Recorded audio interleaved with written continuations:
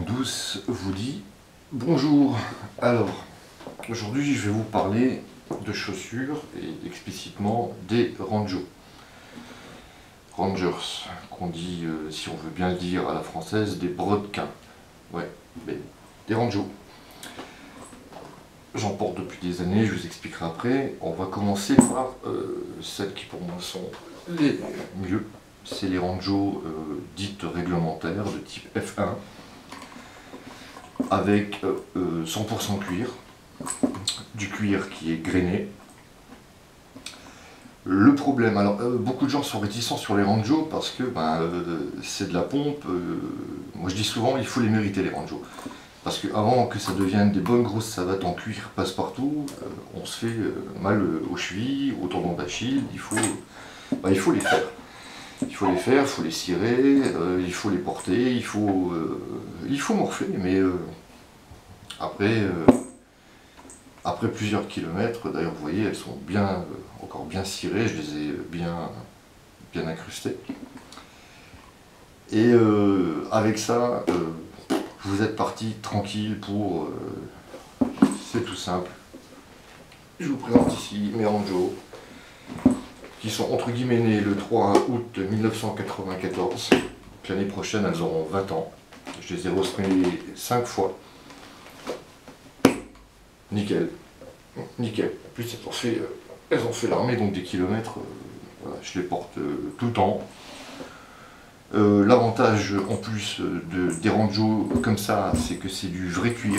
C'est du cuir de vachette. Ou de vache, je sais pas, enfin, c'est du bon cuir et ça permet d'avoir un pied sain.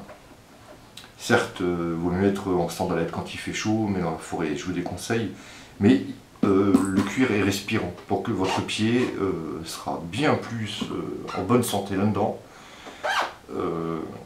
que dans des Vans, des baskets ou des chaussures de randonnée qui certes sont peut-être plus souples et plus commodes au début, mais qui sont bourrés de mousse, de protection, de choses qui vont vous faire transpirer, et des pieds mouillés et trempés, ça donne des ampoules, des mycoses, c'est pas top. À long terme, hein, voilà. Vous voyez, pas cramponné. C'est... voilà. En plus, c'est pas très cher. 60 € à peu près, je les ai achetés. Comparé au tactical boots machin, enfin ce qui se fait en ce moment, je sais pas, j'en ai pas essayé, je suis pas trop fan. Quand je vois le prix, il y a 200 €, il y en a qui sont jolis, mais à 200 balles, non merci. Et je suis pas certain que ça soit si génial que ça. Bon après, si vous avez des retours à me donner, moi je veux bien vous écouter. Si un jour je peux en essayer, j'essaierai, hein, je suis ouvert à la découverte. Mais voilà, je dirais que des bonnes Rangers de type F1, après, il faut les cirer. Je vous expliquerai dans une autre vidéo, qui sera complémentaire à celle d'aujourd'hui, comment les cirer à chaud, comment les lacer. Il y a plusieurs façons de les lacer, et la façon la plus simple, c'est la meilleure et je vous montrerai.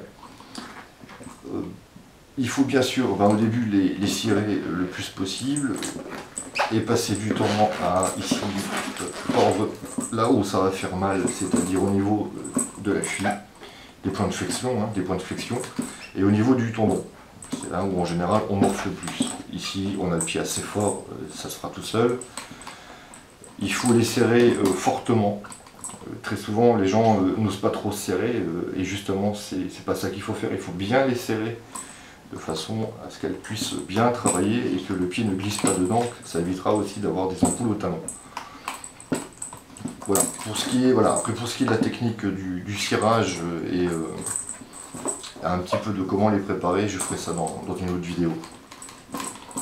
Là, je vais juste vous présenter un peu les types de Rangers parce que vous allez comprendre que j'aime bien. Et je ferai peut-être une troisième vidéo sur comment nettoyer le cirage, mais je rigole. Ici, nous avons les Rangers en cuir lisse. Coûte plus cher, 90 €. J'ai voulu essayer, j'ai voulu voir, et je dis, moi je dis non. Je dis non, parce que déjà d'une, elles ne sont pas 100% en cuir. Ça c'est du simili-cuir, je ne sais pas du tout ce que c'est, mais c'est du... Voilà. Je ne vais pas dire autrement, j'appelle ça de la merde. Surtout au niveau des points de flexion, ben, on n'a pas de cuir. Le seul endroit où on retrouve du cuir, c'est sur le talon et sur l'avant de la chaussure. Mais c'est un cuir lisse. C'est un cuir, en fait, les pieds là-dedans, vous avez chaud, même en hiver. Et j'estime la durée de vie de ces chaussures-là à quelques années, parce que ça, c'est des boucles, à force de tirer dessus, dans 2-3 ans, ciao. C'est un peu limite, une fois qu'elles seront bien faites, ben, elles seront bien mortes. Sinon, bon, dommage, parce que esthétiquement, elles auront un peu plus de gueule. Là, j'aime bien le côté semelle, j'aime bien les grosses pompes, hein. Je crois que là, on l'a compris. Mais je déconseille.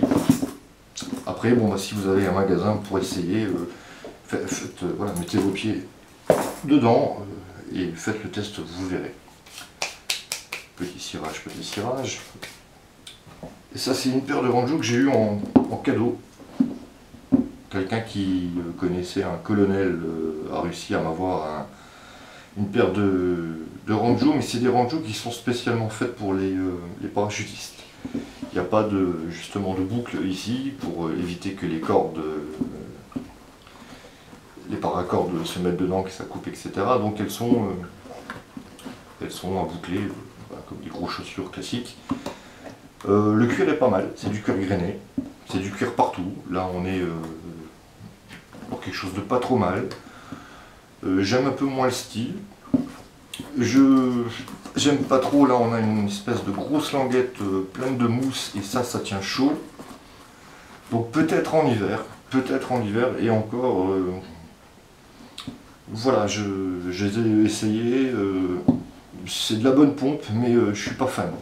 Je suis pas fan, et puis comme j'en ai d'autres, eh ben, on fait le difficile hein, quand on a trop de choses. C'est souvent le cas. Voilà mes futurs ranjos que je suis en train de préparer. Parce que celles qui ont 20 ans que je vous ai montré, il y a un moment il faudra quand même qu'elles se reposent. Alors ça, je les ai eu pour, je sais plus, 40 ou 50 euros. Ce sont des ranjos AFN qui sont des années 56 ou 54. AFN, c'est-à-dire Afrique du Nord. C'est les chaussures qu'avaient les pauvres gars en Algérie, enfin dans cette saloperie de guerre. Mais on a encore, voilà, ils ont encore du stock. Là, c'est du cuir total, avec une épaisseur nickel.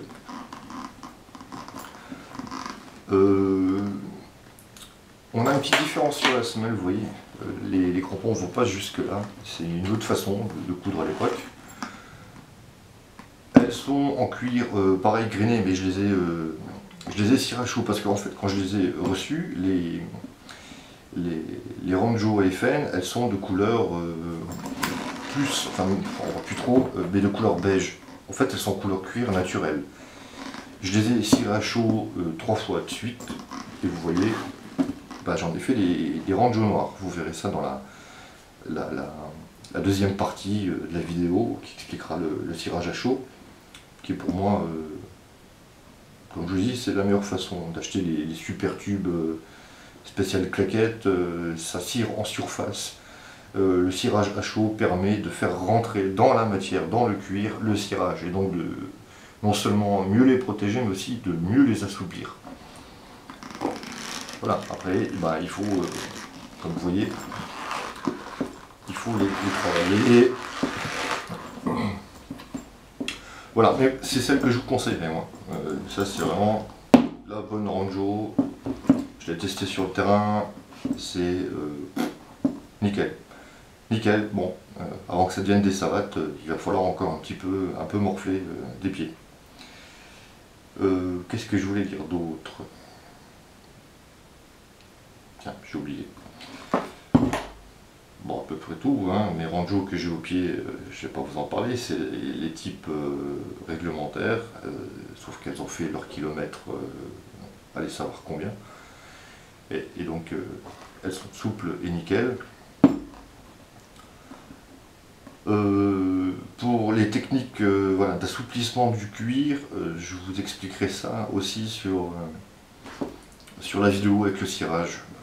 Il y a des techniques, j'en parle rapidement, mais voilà, les vieilles techniques militaires où on met les pieds du lit ici.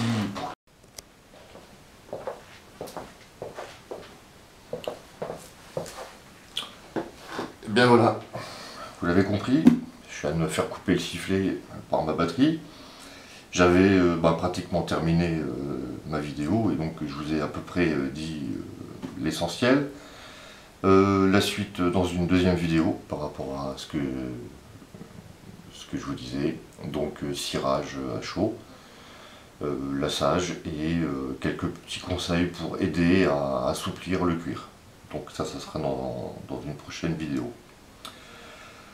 Voilà les amis. Maintenant, il n'y a plus qu'à vous souhaiter une bonne suite et vous dire à bientôt. Bye.